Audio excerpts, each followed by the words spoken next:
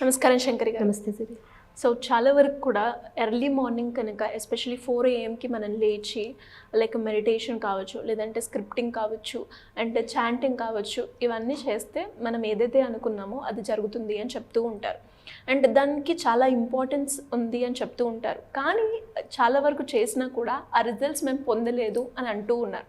వాళ్ళు చేసిన డ్రాబ్యాక్స్ ఏంటంటారు? లైక్ ఇంకే విధంగా చేస్తే ఎఫెక్టివ్గా వర్క్ అయ్యే ఛాన్స్ ఉన్నాయి అంటారు మేడం? సిరి, చెప్పాలి అని అంటే ఇప్పుడు మనం 18th మండలం క్లాస్ స్టార్ట్ చేస్తున్నాం. అయితే ఇందులో వచ్చిన వాళ్ళ ప్రతి ఒక్కరిని కూడా, అంటే ప్రతి ఒక్క క్లయింట్ని గమనించినట్లయితే కొంతమంది చాలా రెగ్యులర్గా మార్నింగ్ క్లాస్ అటెండ్ అవుతూ ఉంటారు, కొంతమంది ఇర్రెగ్యులర్గా అటెండ్ అవుతూ ఉంటారు. ఈ ఇర్రెగ్యులర్గా అటెండ్ అయిన వాళ్ళని, రెగ్యులర్గా అటెండ్ అయిన వాళ్ళ యొక్క యాటిట్యూడ్స్ కానీ మనం గమనించినట్లయితే చాలా డిఫరెంట్గా ఉంటాయి. అంటే ఈ మార్నింగ్ లేచిన వాళ్ళ యొక్క రొటీన్ డిఫరెంట్ ఉంటుంది, అప్పుడప్పుడు పొద్దున్న లేచే వాళ్ళ యొక్క రొటీన్ డిఫరెంట్గా ఉంటుంది. ఇక్కడ కేవలం వాళ్ళ యొక్క రొటీన్స్ మాత్రమే కాదు, వాళ్ళ యొక్క పర్సెప్షన్స్, వాళ్ళ యొక్క అటెన్షన్స్, యాటిట్యూడ్స్, బిలీఫ్స్, ఎమోషన్స్ అన్నీ తేడాగా ఉంటాయి. అంటే ఏంటి, అంటే ఇప్పుడు వచ్చిన ప్రతి క్లయింట్ యొక్క హిస్టరీ నాకు తెలుసు. వాళ్ళు మాట్లాడే విధానం కానీ, వాళ్ళు రెస్పాండ్ అయ్యేటటువంటి విధానం కానీ, వాళ్ళ ప్రాబ్లమ్ని చెప్పేటటువంటి విధానం కానీ నేను గమనించినప్పుడు ఏంటంటే, మార్నింగ్ లేచిన వాళ్ళ యొక్క emotions they are under their control, వాళ్ళ కంట్రోల్లో ఉంటుంది. ఈ అప్పుడప్పుడు రావడము, లేకపోతే లేట్గా జాయిన్ అవ్వడము, ఒక సిస్టమేటిక్ డిసిప్లిన్ లేకపోవడం వలన కొన్ని ఎమోషన్స్ యారగెంట్గా మారిపోతుంది. అంటే వాళ్ళు ఏం కావాలి అనే దానికన్నా కూడా వాళ్ళ దగ్గర ఏమి లేదో దాని మీద ఎక్కువగా అటెన్షన్ పే చేస్తున్నారు. రిజల్ట్ అనేది ఎప్పుడు వస్తుంది, మనకి ఏదన్నా ఒక వర్క్ చేసినప్పుడు దాని రిజల్ట్ ఎప్పుడు వస్తుంది అని అంటే మనం ప్రాపర్గా ఒక డిసిప్లైన్ మెయింటైన్ చేసినప్పుడు వస్తుంది. సో ఈ మార్నింగ్ లేవటము, పొద్దున్నే లేవటము అనేటటువంటి ఒక అలవాటు మన రొటీన్లో కానీ పెట్టుకున్నట్లయితే మనకి చాలా వరకు వర్క్స్ మీద అటెన్షన్ అనేది కుదురుతుంది. ఈ అటెన్షన్ అనేది మనలోని పాజిటివ్ ఎమోషన్ని బయటకు తీసుకొస్తుంది.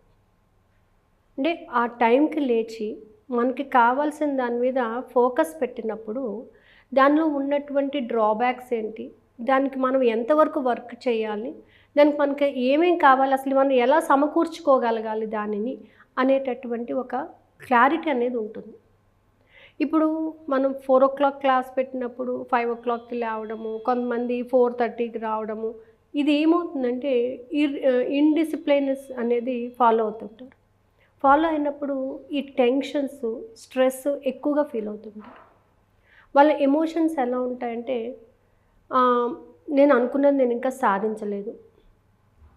నువ్వు అనుకున్నది సాధించాలంటే నీకు డిసిప్లైన్ అనేది ఫస్ట్ అండ్ ఫార్మోస్ట్. ఇంకెవ్వరికైనా సరే లైఫ్లో తను అనుకున్న గోల్ తను రీచ్ అవ్వాలనంటే కరెక్ట్గా డిసిప్లైన్లోని వర్క్ చేయడం అనేది చాలా ఇంపార్టెంట్. సో మనం మార్నింగ్ లేవటము అనేది ఒక సిస్టమేటిక్ పద్ధతిగా పెట్టుకుని, ఈ 4 o'clock అనేది ఏంటంటే బ్రహ్మముహూర్తం టైం, నాలెడ్జ్ గెయిన్ చేసేటటువంటి టైం. ఫిజికల్గా, సైకలాజికల్గా కూడా మనం చాలా స్ట్రెంగ్త్ని పొందుతూ ఉంటాం ఆ టైంలో. ఆ టైంలో కానీ మనం అటెన్షన్ పే చేసి కొంచెంగా ఫోకస్ పెట్టుకుని మన వర్క్ మీద మనం కాన్సన్ట్రేట్ చేసినట్లయితే మనకి పాజిటివ్ ఎమోషన్స్ అనేవి బయటకు వస్తూ ఉంటాయి. ఈ పాజిటివ్ ఎమోషన్స్ మన యొక్క సంకల్పాన్ని వైపు మనల్ని నడిపిస్తూ ఉంటాయి.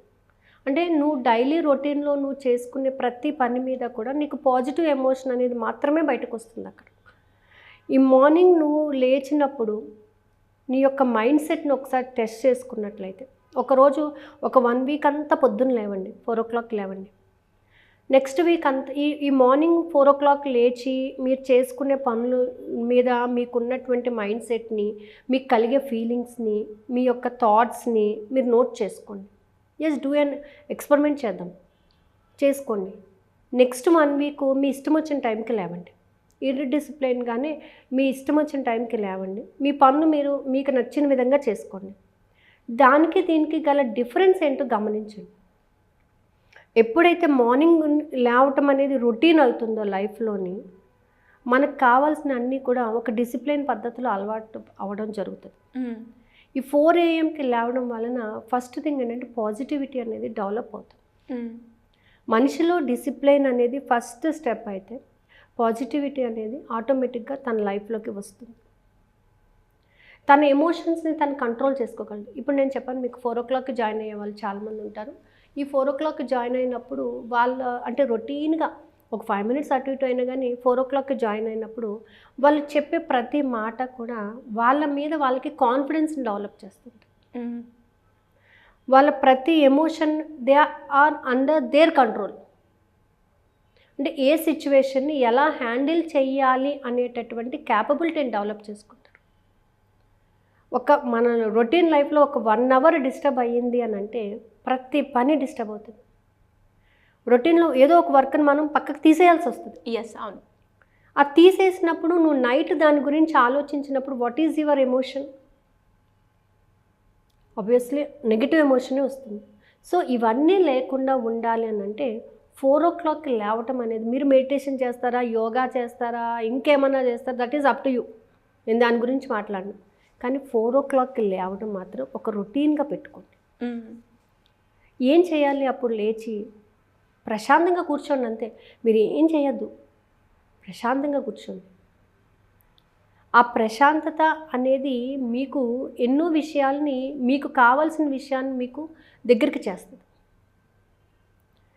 అటెన్షన్ పెంచుతుంది, మీ యొక్క ఎమోషన్ కంట్రోల్ చేస్తుంది, మీ డిసిప్లైన్గా ఉండడానికి ఉపయోగపడుతుంది, లైఫ్లో సెల్ఫ్ కాన్ఫిడెన్స్ని డెవలప్ చేస్తుంది. అంటే ఇప్పుడు ఈరోజు నేను 4 o'clock లేచాను, రేపు ఖచ్చితంగా లెగుస్తాను, ఎల్లుండి కూడా లెగుస్తాను, నేను ఇది రొటీన్ చేసుకుంటున్నాను.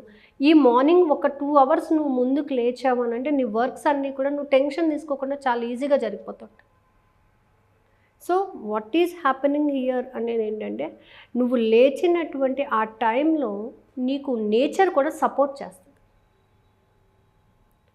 ప్రకృతి మనకి అన్నిటికన్నా ఎక్కువగా సపోర్ట్ ఇచ్చేది ఏంటంటే ప్రకృతి. ఈ ప్రకృతికి మన బాడీ కూడా స్పందించినట్లయితే, మనసు, బుద్ధి, శరీరం కూడా స్పందించినట్లయితే లైఫ్ అనేది ఒక ఫ్రూట్ఫుల్గా వెళ్తుంది అన్నమాట.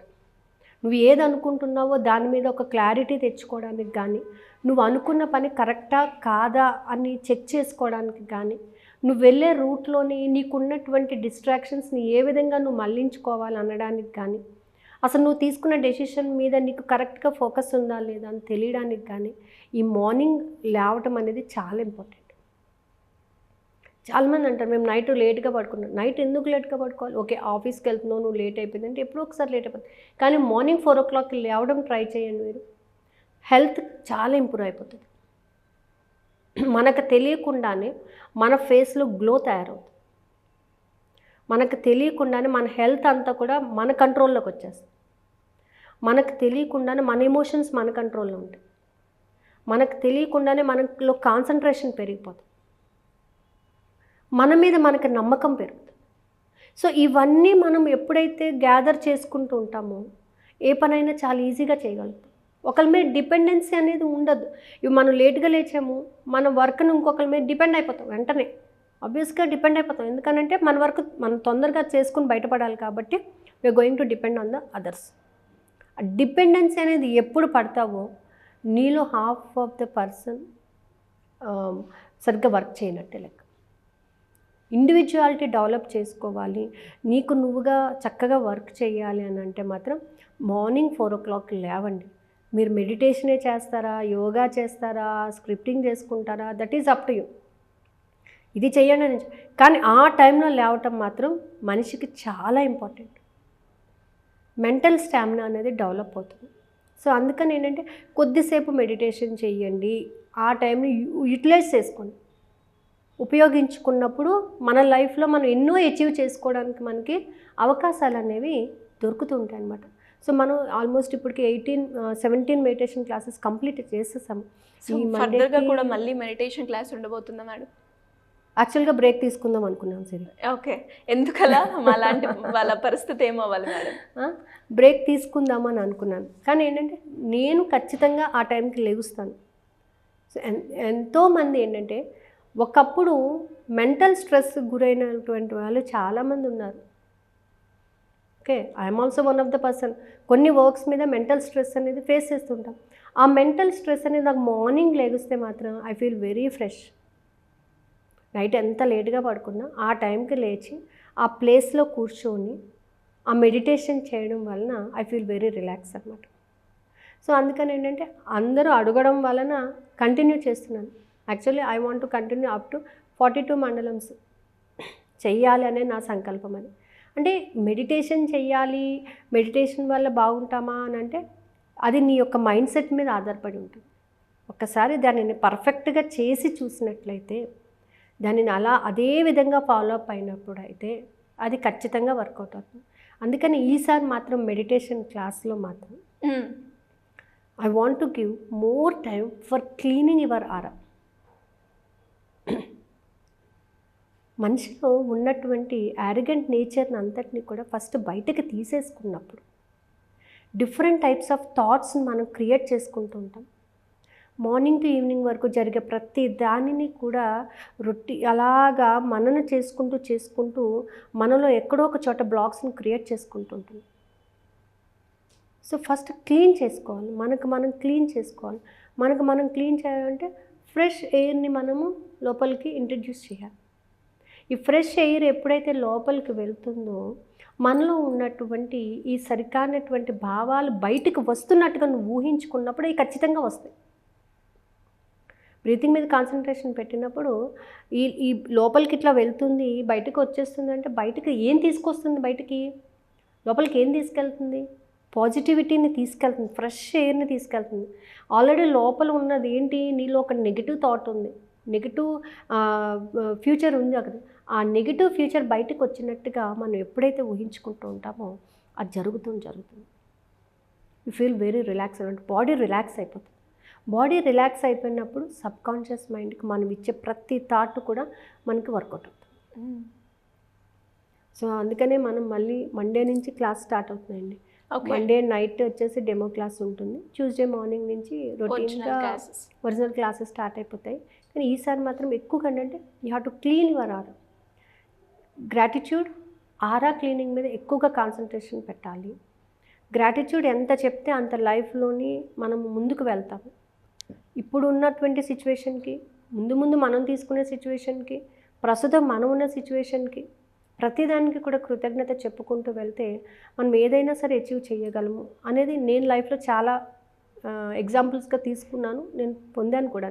అందుకని ఈసారి కూడా అలాగే చెయ్యాలి అనేటటువంటి ఒక సంకల్పం పెట్టుకున్నాను. సో ఇంట్రెస్ట్ ఉన్న వాళ్ళు ఎలా ఖచ్చితంగా యూనివర్స్ ఎవరిని పంపిస్తే, అంటే ఇక్కడ meditation is not a thing to class routine చేయడానికి కాదు.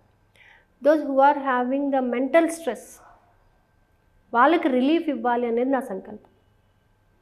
ఎవరైతే చాలా బాధపడే వాళ్ళు చాలామంది ఉన్నారు, బయటకు చెప్పుకోలేనటువంటి బాధను అనుభవించే వాళ్ళు చాలామంది ఉన్నారు.